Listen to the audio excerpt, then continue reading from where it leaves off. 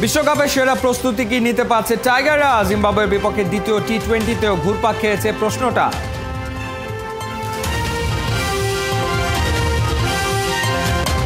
বিশ্বকাপ স্কোয়াড ঘোষণা মেলোড্রামা, জিম্বাবুয়ের মতো দলের বিপক্ষে সিরিজে কেন সেরা 15 নির্ধারণ করতে চান কর্তারা?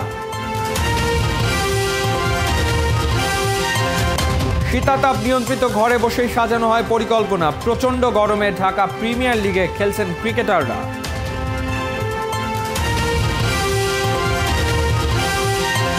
আসছে অক্টোবরে বাংলাদেশে বসবে নারীদের টি-20 বিশ্বকাপ, গ্রুপ আর ফিকচার প্রকাশ।